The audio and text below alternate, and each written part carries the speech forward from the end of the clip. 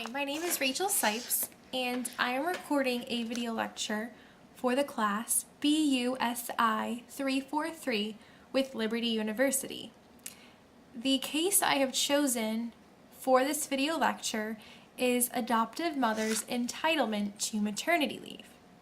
Carol Fern, a tax clerk at Bainbridge Borough, has worked there for 18 consecutive years.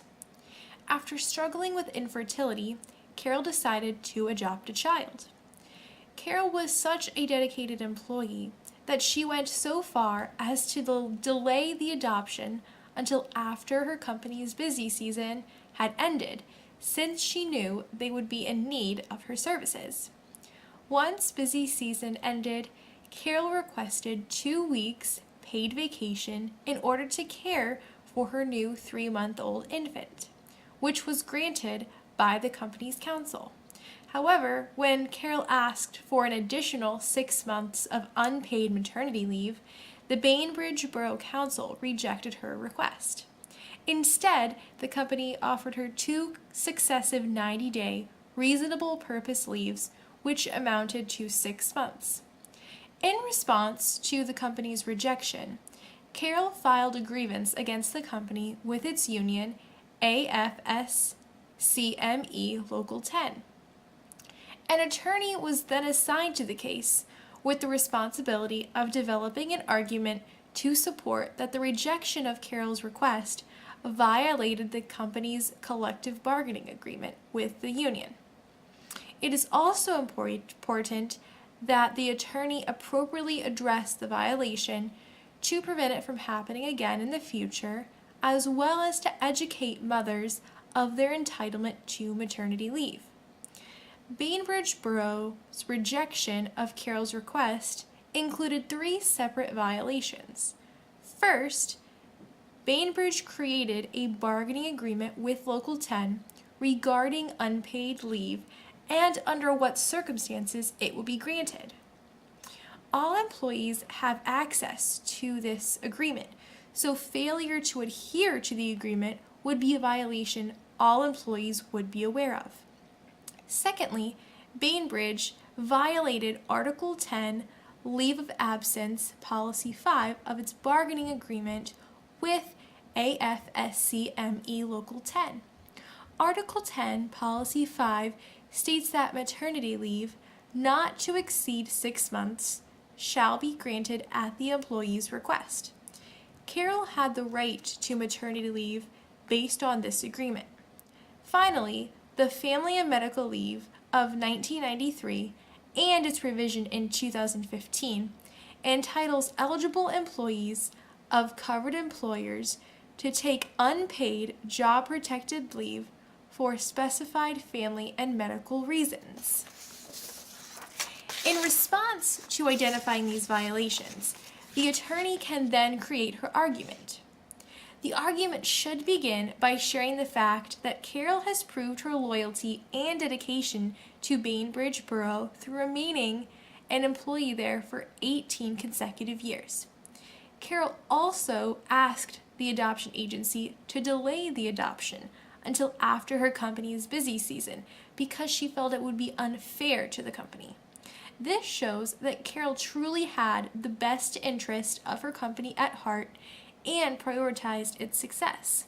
This type of behavior should have been rewarded by Bainbridge through granting her request instead of overlooking and disregarding it. It should also be noted that when Carol requested the additional 6-month unpaid vacation she was entitled to, a mother who had given birth would have already been halfway through her leave at this point with the option of requesting an additional 6 months leave. Finally, the Family and Medical Leave Act states that 12 weeks of leave within a 12-month period shall be granted for the birth of a child and to care for a child within 1 year of birth, including adoption or foster care. This provides additional legal proof that Carol was entitled to maternity leave and that her company is obligated to give it to her and any other mothers who adopt a child. This argument should first be presented privately by the attorney to the company's counsel, providing them with the opportunity to address this violation. Scripture supports this in Matthew 18:15 when it says, "If your brother sins against you, go and tell him his fault between you and him alone. If he listens to you, you have gained your brother." If the counsel refuses to address the issue, it would then be appropriate to make the violation a public matter and take Bainbridge Borough to court over the matter. This passage in Scripture continues by saying, "But if he does not listen, take one or two others along with you, that every charge may be established by the evidence of 2 or 3 witnesses. If he refuses to listen to them, tell it to the church." Next, the attorney should present research that shows how offering both paid and unpaid extended maternity leave to mothers has resulted in better infant health and mortality, which will reduce healthcare costs and the amount of sick leave mothers will need to take in order to care for their new infants. This will in turn greatly reduce the company's costs. Offering maternity leave has also proven to improve employee performance of mothers both before and after their leave because they feel more valued by their employer.